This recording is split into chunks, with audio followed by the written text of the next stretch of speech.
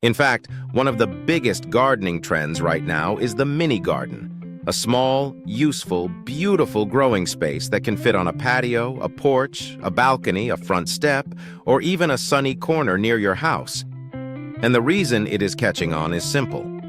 People want a garden that fits into real life, not a garden that takes over the whole weekend, not a garden that requires a truckload of soil, not a garden that makes you feel behind before you even begin. A mini garden can be something you visit for 10 minutes in the morning, 10 minutes after work, or 10 minutes before sunset. And those 10 minutes can still give you herbs, greens, flowers, pollinators, color, fragrance, and that peaceful feeling of being around living things. So today we are building the idea of a 10-minute mini garden. The first rule is this: start with the space you actually have. Do not compare your patio to someone else's homestead. Do not compare your balcony to someone else's raised beds. Look at the sun, the water access, and the space you can comfortably manage. If your spot gets 6 to 8 hours of direct sun, you have a good place for warm season crops like tomatoes, peppers, eggplant, and many herbs. If your spot gets closer to 3 to 5 hours of sun, lean toward leafy crops like lettuce, spinach, kale, and Asian greens. That one decision can save you a lot of frustration. A tomato plant in too much shade will struggle. Lettuce in a little afternoon shade, especially during hot weather, may actually last longer. So the goal is not to force the plant into your plan. The goal is to match the plant to the light you already have. The second rule is drainage. Almost any container can become a garden container, but it needs a way for extra water to escape. A pot with no drainage can turn healthy roots into soggy roots, and soggy roots can quickly become rotting roots. So whether you are using a traditional pot, a grow bag, a wooden box, a plastic tub, or a recycled container, make sure excess water can drain out. The third rule is to keep the garden close. A mini garden works best when you see it every day.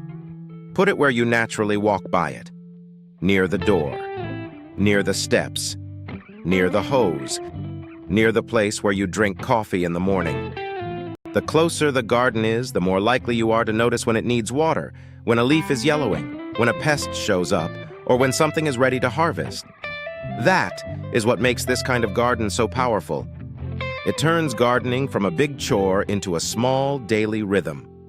Now let's build a simple 3-container version. Container 1 is your herb pot.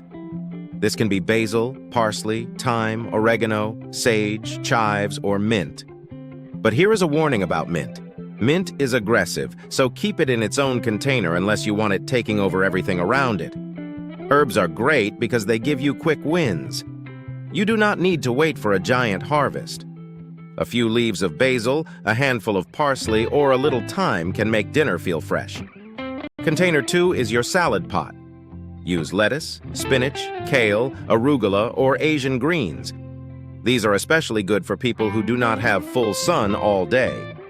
You can harvest the outer leaves and let the center keep growing.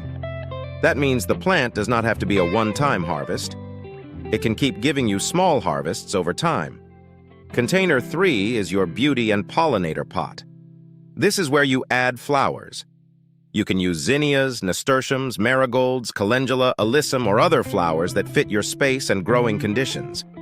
This container matters because a garden should not only be useful, it should also be enjoyable. Flowers bring color. They bring life. They bring bees, butterflies, and beneficial insects. They make the garden feel like a place, not just a project. And if you want to make the whole setup feel more designed, use different heights. Put a taller plant in the back or center. Use medium-height plants around it. Then let trailing plants soften the edge of the pot. That one simple design trick can make a small container garden look full and intentional.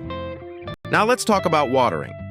Containers dry out faster than in-ground gardens. In hot, dry weather, some containers may need water every day. That does not mean you should drown them. It means you should check them. Stick your finger into the soil. If the top couple inches feel dry, it may be time to water. Water at the base of the plant when you can, and try to avoid leaving the leaves wet for long periods, especially in humid weather. A mini garden does not need to be complicated, but it does need observation. That is why the 10-minute habit works so well.